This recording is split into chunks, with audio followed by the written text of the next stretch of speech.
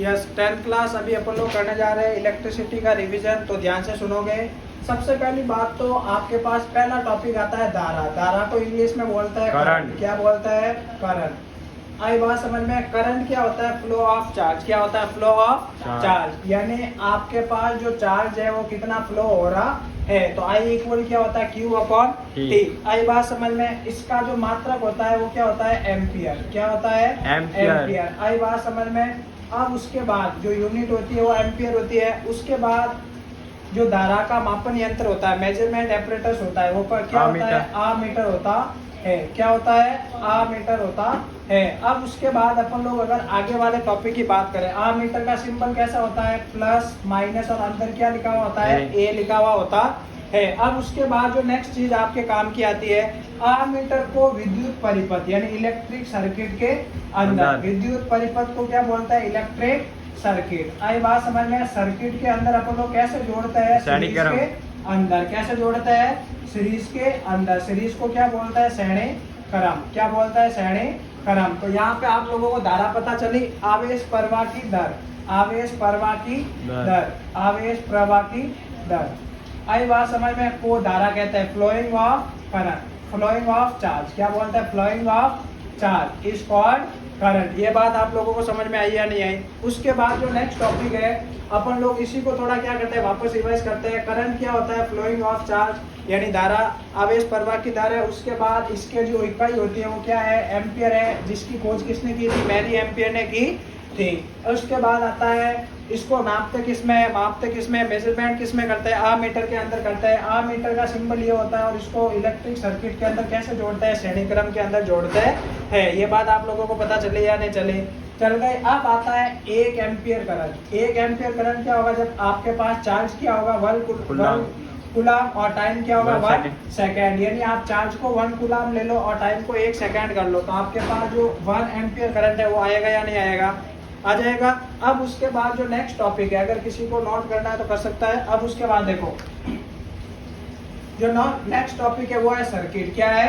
Circuit. ये चीज आपके 5th या 6th क्लास के अंदर भी आ जाती है, विद्युत परिपथ। क्या बोलते हैं इसको? विद्युत परिपथ, इलेक्ट्रिक सर्किट। तो यहाँ पे ध्यान से सुनोगे आप लोग।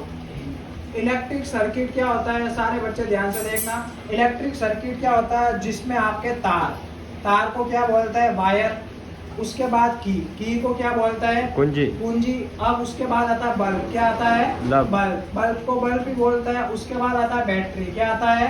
बैटरी। ये सारी चीजें सम्मिलित होती है। इन सब चीजों से मिलकर जो आपके क्लोज पाथ बनता है, एक बंद रास्ता बनता है, बंद वक्र बनता है, उसको क्या बोलता है? इलेक्ट्रिक सर्किट बोलते हैं, यानी विद्युत परिपथ बोलता है। ये कितने प्रकार का होता है? 2। पहला होता है ओपन यानी खुला परिपथ या ओपन सर्किट, और दूसरा होता है क्लोज।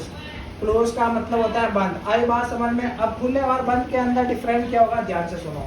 अब देखो यहाँ पे क्या है? बैटरी। ये आपके बैटरी है। अब यहाँ पे आपके की है। आई बात समझ में? अब यहाँ पे आप सबको पता है, ध्यान से सुनना, बल्ब लगा हुआ है। आई बात समझ में? और करंट के मेजरमेंट के लिए आपने क्या कर दिया? आमीटर भी लगा रखा है। अब प्यारे बच्चों ध्यान से सुनना, सबको पता है करंट प्लस से माइनस की तरफ बहता है या नहीं बहता है? बहता है। अगर ये परिपथ आपके सर्किट क्या है? क्लोज है। आई बात समझ में? तो आपके क्या होगा? बल्ब जलेगा। अगर क्लोज यानी यहाँ पे क्या है? खटका चालू है। अगर यहाँ पे ये कुंजी आपको ऐसे समझ में नहीं आ रही है तो आप लोग ऐसे भी बना सकते हो। आई बात समझ में? अगर ये अभी देखो क्या है? खुली है, तो क्या बल्ब जलेगा? नहीं जलेगा। आई बात समझ में? और अगर इस कुंजी को अपन लोग बंद कर दे तो आपके बल्ब जलेगा या नहीं जलेगा? जलेगा। ओपन सर्किट के अंदर तो बल्ब नहीं जलेगा, लेकिन क्लोज सर्किट के अंदर आपका बल्ब जलेगा, क्योंकि इसमें वायर जुड़े हुए हो गए। तो अलग अलग डायग्राम बनाने की जरूरत तो नहीं है ना। अब देखो, बैटरी के प्लस से आमीटर का प्लस जोड़ता है, बैटरी के माइनस से आमीटर का माइनस जोड़ते हैं। इस चीज का आप लोगों को ध्यान रखना है। समझ में आया या नहीं आया? आ गया। अब उसके बाद देखो एक चीज आती है, ध्यान से सुनोगे। देखो कुछ चीजें हैं जो आपके एग्जाम में पूछ सकती है, जैसे आवेश। इलेक्ट्रॉन पर आवेश क्या होता है? 1.6 × 10⁻⁻19 कूलाम, यानी charge on electron. Charge on electron. आई बात समझ में? इलेक्ट्रॉन के ऊपर जो चार्ज होता है 1.6 × 10⁻⁻19 कूलाम होता है। उसके बाद आपको पता है 1 एम्पियर के अंदर 10⁻³ क्या होता है? मिली एम्पियर होता है। आई बात समझ में। और उसके बाद अगर अपन नेक्स्ट चीज बात करें, 1 एम्पियर के अंदर 10⁻⁻�6 क्या होता है, माइक्रो एम्पियर होता है। ये चीज आप लोगों को पता चली या नहीं चली, चल गई। अब उसके बाद अगर अपन लोग नेक्स्ट टॉपिक की बात करें जो आपके पास इस चैप्टर के अंदर आगे आता है, वो आपके पास क्या है, एक न्यूमेरिकल है जिसके अंदर आपको क्या बोला है, ध्यान से सुनना। एग्जाम्पल नंबर फर्स्ट, मैं देखो वैल्यूज को चेंज भी कर सकता हूँ। आई बात समझ में। एक सर्किट है जिसके अंदर 2 कूलम चार्ज कितना दे रखा है आपको, 2 कूलम। आई बात समझ में। और वो 10 सेकेंड तक क्या करता है, प्रवाह करता है, फ्लो होता है। तो जनरेट होने वाले करंट यानी धारा का मान ज्ञात करना है। तो आई इक्वल क्या होता है, Q/T होता है या नहीं होता है, होता है। आप सबको पता है ये सेकंड के अंदर ही है। अगर मिनट के अंदर दे रखा होता तो अपन को सेकंड के अंदर चेंज करने की जरूरत होती। आई इक्वल Q कितना है, 2, और T कितना है, 10। तो 1/5 आया या नहीं आया। और इसकी यूनिट क्या हो जाएगी, एम्पियर। भाग दोगे तो 0.2 एम्पियर आएगा या नहीं आएगा, आएगा। भाग देना सबको आता है, वेरी गुड। तो ये आपके पास एक न्यूमेरिकल भी हो गया। अब उसके बाद देखो आगे पढ़ते हैं अपन लोग। आगे जो अपन लोग पढ़ने जा रहे हैं वो है पोटेंशियल डिफरेंस। क्या है, पोटेंशियल डिफरेंस। ये आपके शॉर्ट रिवीजन बहुत ज्यादा काम आएगा। विभवांतर, जिसको क्या बोलता है, विभवांतर, पोटेंशियल डिफरेंस। तो प्यारे बच्चों ध्यान से सुनना। देखो पोटेंशियल डिफरेंस क्या होता है, सबसे पहली बात तो इसको किससे रिप्रेजेंट करता है, V से। किससे रिप्रेजेंट करता है, V से। अगर कोई एक आवेश है Q, कोई चार्ज है क्या है Q, इसको एक बिंदु से दूसरे बिंदु तक ले जाने में किया गया कार्य। एक आवेश को एक बिंदु से दूसरे बिंदु तक ले जाने में किया गया कार्य। Work done to move a charge one point to other point is called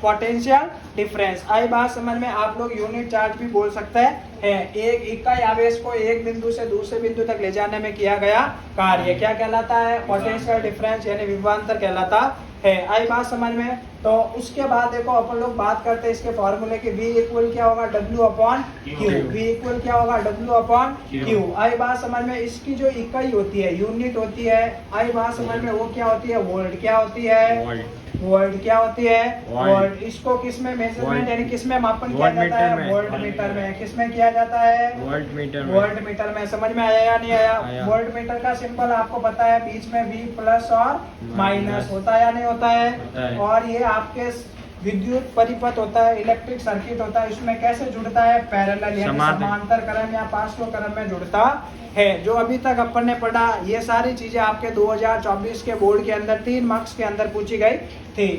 धारा और विभवांतर दोनों का अथवा में सवाल आया था, ठीक है। अब उसके बाद देखो यहाँ तक समझ में आ गया, पक्की बात, वेरी गुड। देखो अगर यहाँ तक किसी बच्चे को कोई डाउट है तो मेरे से पूछ सकता है। अभी है कि अपन लोग न्यूमेरिकल करें न्यूमेरिकल। इधर देखो एक एग्जाम्पल लेते हैं। एग्जाम्पल क्या है, ध्यान से सुनना। देखो आपको क्या बोला है, 5 कूलम का क्या है, चार्ज। कूलम चार्ज कितना है, 5 कूलम का है।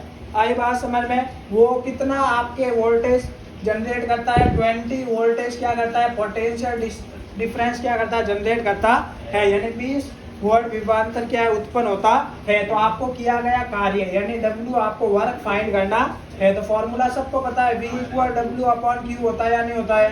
तो W इक्वल क्या होगा, V × Q होगा या नहीं होगा। तो W बराबर V की वैल्यू 20 और इसकी वैल्यू 5। तो W बराबर आपके पास 100 जूल आया या नहीं आया, क्योंकि सबको पता है वर्क यानी कार्य की जो इकाई होती है वो क्या होती है, जूल होती है। आई बात समझ में। तो अब आपके धारा और पोटेंशियल डिफरेंस यानी विभवांतर का रिवीजन हो चुका है। और अगर आपको ऐसी वीडियो चाहिए तो हमारे चैनल को सब्सक्राइब करें और बेल आइकन जरूर प्रेस करें। Thank you.